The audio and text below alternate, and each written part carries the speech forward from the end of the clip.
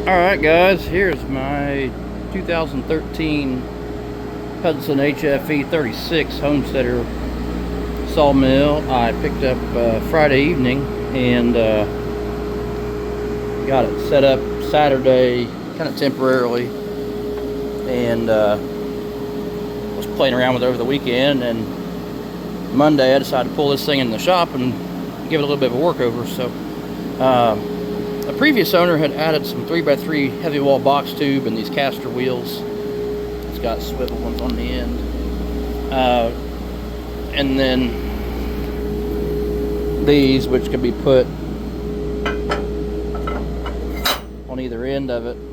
I think he used those as handles to roll it around mostly. I think he had it on a slab. Then he had a couple little bottle jacks under it to lock it in and stabilize it. So anyway, I got frustrated with the square dogs. These originally have square tube on them here, and saw the swivel dog modification online and decided to go that route, because the backstop was previously locked in synchronization with the dog in it, with a clamp, whatever. That just was kind of annoying and cumbersome. Didn't give you a lot of flexibility, and it didn't give a backstop for when you're loading a log on the mill. There was nothing to keep it from rolling off the other side. So this is my sawdust evacuation system, and I'm going to shut it off and I'll tell you more about it, but I wanted to show you what it looks like when it's on, because it just blows this whole bag up. And it's the same, basically the same idea that I have on my processor. Just this one's electric.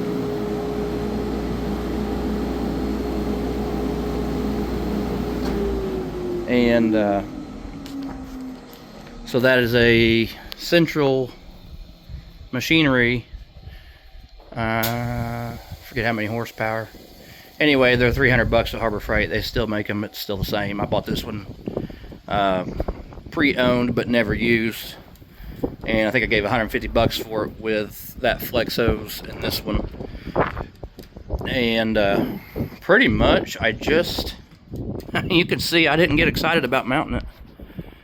It's kind of a bear to get it up there, but I just took the wheels off and the bag holder and slid me a 2x4 up there in the trusses, and lag bolted the plate to it, and then supported it with a ratchet strap. And I may get a little fancier later on. I was just trying it out for right now. A little bit of adaptation on hoses. It helps to have a lot of crap laying around your place.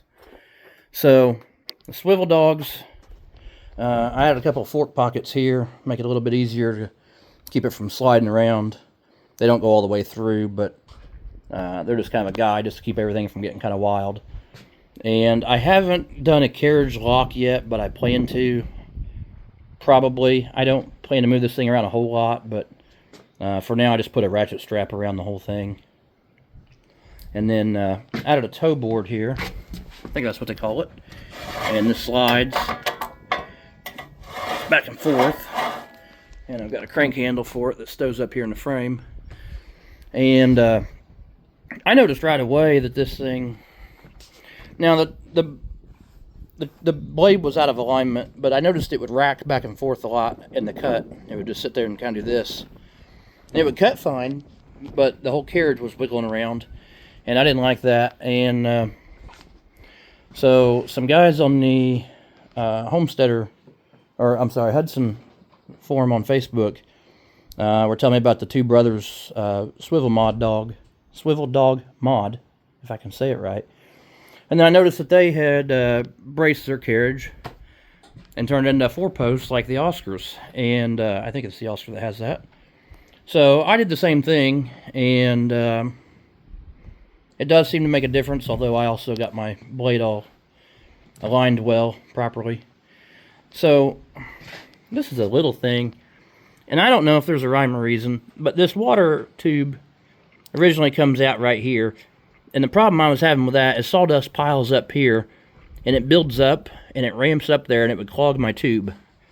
So I just moved it around the corner. It seems to be working fine. I don't have any problem or complaint with that. My assumption is that they wanted the blade guide to smear the water around the blade a little bit, but it seems to run nice and cool this way. And I'll turn my water flow on to show you I don't have much of a...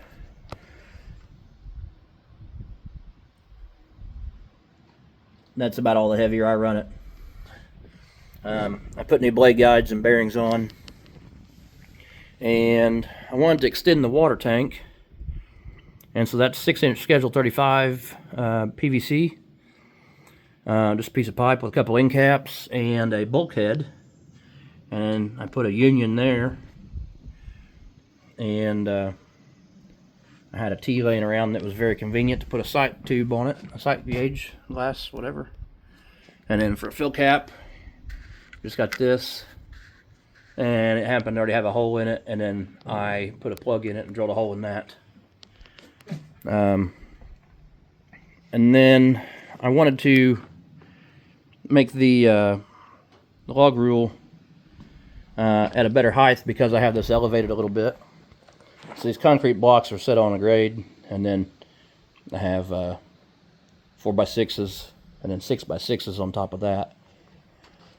So it makes the mill a little bit easier height, but then I thought this was already a little bit high. I mean, I'm 6 foot tall, but just at the height that it would be on those wheels was just a little more than it. Kind of tiptoed just a little bit to see it. So I made me a bracket to where I could adjust it, and welded a piece of conduit in here, and welded a U-bolt saddle to my sightline piece, so now it's at a really perfect eye level. I did put a winch, electric winch on here to raise and lower it. I didn't get hardcore wiring it in because I wasn't sure if I was going to like it. And if you take your factory crank winch off, you can get a E-track organizer bin from Harbor Freight, and the studs on it just barely catch those slotted holes that your original winch mounted in. Let's see. Oh yeah, made some track sweeps. And frankly, I got so excited about the sawdust vac, I hadn't been paying attention if they were working. But they seem to be. The track is clean, and there is zero buildup in that wheel, which was the primary culprit before. Okay, so we'll talk about adapting the dust tube. I just happened to have a piece of steel pipe laying around in my shop that worked out perfect. So there is factory a baffle in here that goes like this, and then like this, and then it's to direct sawdust down through that opening in the bottom. And basically I cut all that out, and then I welded this pipe in there, and that pipe was the perfect sleeve for this piece of flex hose, and this elbow came with the dust vac. And then I closed up that bottom hole with a license plate. That way I could take it on and off real easily if I needed to. I kind of worry about bark, but not entirely. I guess we'll just see. I haven't had it happen yet, but I don't know. I really, frankly, I don't think it'll make it all the way through the hose and all the way up there, but it may cause a problem. I just cut a poplar log with it and didn't have any troubles. That's not exactly a shack bark hickory or anything crazy, but with a flaky bark or white oak, but we'll see how it goes. And then another mod I did was, it's very, very, very awkward. Well, I was always using the cant hook from the other side of the machine, and maybe that was my problem. I don't know. But it was very awkward to turn the log and hold it against the lug stops and get it clamped all at the same time. The log would want to roll on you, and some logs are just kind of a pain anyway. So of all things, this was a Reese bicycle rack to go in a receiver hitch. Reese was the brand, and it was the outfitter. And I'm 38 years old, and we had this thing through my childhood, so I don't know how old that makes it, but close to 30 years old, I would say, that we had it. And we had a pop-up camper, and it would go in the hitch of the van, and you could hook your camper back here. And this was actually turned around the other way, and it had clamps up here to put your bikes in, so it would hold the bikes out over the tongue of the camper, basically. And then it was made to fold away, to fold down, so you could get in the rear of your vehicle, open your tailgate. So basically, I turned it around, trimmed it up a little bit, moved this bracket back. It was in that set of holes. And then the whole thing just pins the machine. And just because I have extra batteries laying around, I just gave it its own battery. And it's just a 2,500 pound Harbor Freight winch, ATV winch. And this was, if you go to Menards, they have a set of skidding tongs for $30-35, and I decided that was well worth what I was doing.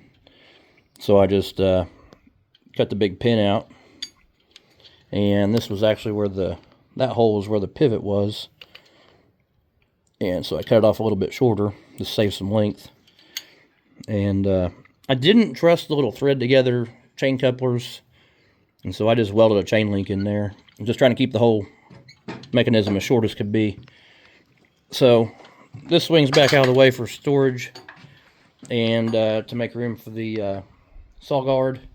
And it actually works absolutely perfect to clear the hose and the duct and all that stuff. So, and then I got a piece of Schedule 44-inch. Again, that's what I had laying around. And I think I've wrapped a ratchet strap or seat belt or something around the pipe, and then put tile tape on it to get the right outside diameter for that tube to slide over. And then down here I needed a flexible spout here, and had to do a little bit of adaptation there. And also I didn't mind if the sawdust lost a little velocity here at the end. And a larger diameter hose makes it easier for these bags to seal up on. These bags, let me tell you about these bags. So these are,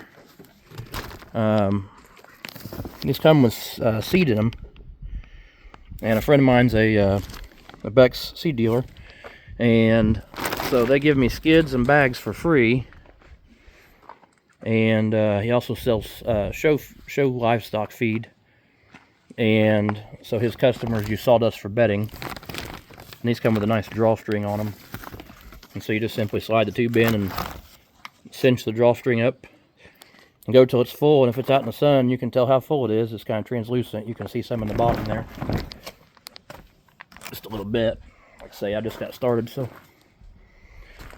So that's a sweet gig, in addition to also saving a lot of mess and having to get rid of another byproduct. And so that's a good system. Like I say, I use that on my processor. I don't think I've talked about it a whole lot on there, but that's good. I mean, in a full day of processing, you can fill one of those bags up. I mean, I'm talking 8 to 10 hour day. I sell them to him for $30. I think he resells them for 50 or 60. And then I don't have to deal with his customers. They're already there dealing with him. He's just a few miles away, so I usually throw a couple of those at a time in the dump trailer when I'm going that way, and it works out really good. And he makes a few bucks, I make a few bucks. I get paid to keep my messes clean, and he actually gets money back from his pallets and bags that were otherwise scrap. And we both have a little beer money, if you want to say that. So anyway, I think that's about it. I think that flex hose is 10 foot long. I'm sure I'm going to have a couple questions about that. And the carport is 20 by 20 with a 7-foot sidewall. So it's 7 foot at that pipe. Don't ask me how tall it is right here in the middle. And you can get creative on that. Don't try to carry that thing up a ladder by yourself. Unless you are an absolute ogre of a person, you will never accomplish it without killing yourself. I got on top of that 7-foot step ladder And at that point, I yelled for my wife to come over and bring me a couple of those ratchet straps, those little 1-inch ratchet straps, and I started hoisting it up there that way. It was pretty awkward.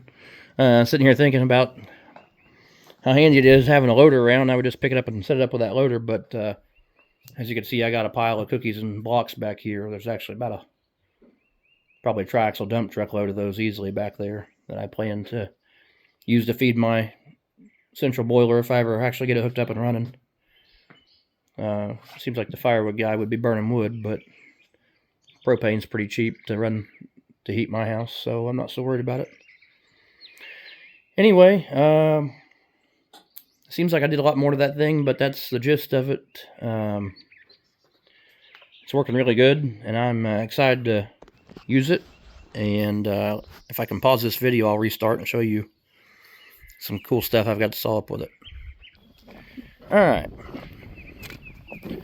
let's go around. This is all firewood. Might be a few pieces of mill here and there. Oh, there it is. I got a pile of walnut. There's a whole triaxle truckload of it. And they're not big, but they're pretty nice. And a couple cedar logs too. They're fairly nice and can definitely make a lot of good boards out of those. I've got a couple big hickory. So yeah, excited to get in on that walnut. Hoping I don't mess it up since I'm new. So that's why I was practicing on some poplar. I could use the poplar lumber to build a playset for my 3-year-old, and I didn't want to get carried away and mess up a really nice log while I was still learning. So it was all firewood, and there's the processor. So yeah, another sawdust collection system here. Don't mind the pile on the ground. It was actually out of bags and I had to run one day, so I just let it go out on the ground. So this one is powered by a 6.5 horse Briggs and Stratton, and of course this is a lot bigger of chips than what the sawmill makes. I mean, and this thing can handle a piece of bark or even a splinter or twig. They'll just chew it up and grind it up and spit it out, no problem. So I find that once you get a little bit of weight in the bag, you don't need all 4 hoops connected. Not when you're filling it with a vac, because it inflates the bag and holds its shape. Obviously, if you were loading it with an open top and you're putting solids in it, that won't work. But it just needs a little guidance to hold its shape, and then it inflates and fills from there. So that works out really good.